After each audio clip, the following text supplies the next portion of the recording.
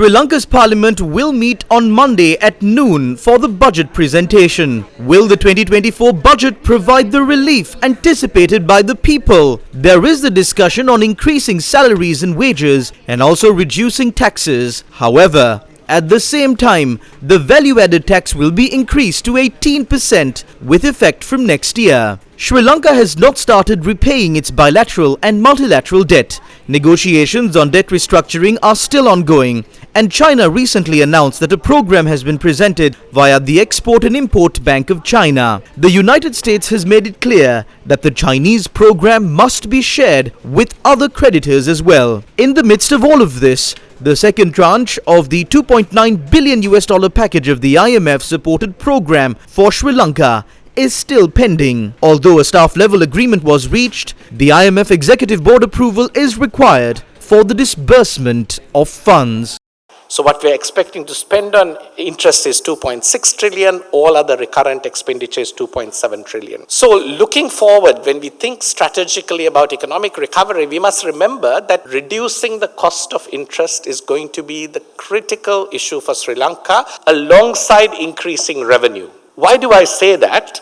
What you see here is Sri Lanka's revenue, interest to revenue ratio. That is, what percentage of is interest cost to government revenue. It was at 72% in 2021. Our projection for 2022 is even higher, and we think this year also it will be close to this amount. And I'm going to end by telling you what it's going to be even if the budget plays out as we have planned at the moment. Now you can see the next highest is Zambia, Malawi, Brazil. These are not well-performing countries, but Sri Lanka is not only the highest in the world, but it's so extreme that if you had to pick one country where the economy is likely to fail based on the cost of interest to revenue, it would be Sri Lanka by far. And if you don't take that problem seriously and have a plan to solve the interest to revenue cost, then bringing debt under control is really difficult. Debt has to keep rising exponentially if you can't reduce the cost of interest to government revenue. Views were also expressed on the special commodity levy.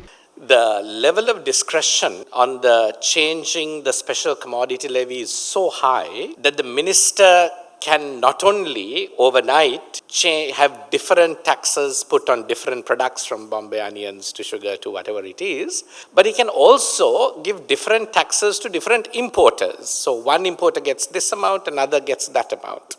And in fact, that has also been done. The records we have are it's done for particular government entities getting lower taxes, but it's not always easy to know what was done and what was reversed a few days later. So, these exact same level of discretion was in another tax proposal called the special GST, but that got challenged in the Supreme Court. And the court said, the way in which it offended the Constitution was so much that it was not enough to have a two-third majority in Parliament. It needed a referendum to pass. But that kind of ridiculously high level of discretion that, according to the judgment of the court, is now in the special commodity levy. And the governance diagnostic of civil society has asked that this be curtailed. The IMF has gone further and said that you should actually repeal this law because these are the ways that the country has been losing revenue by giving undue discretion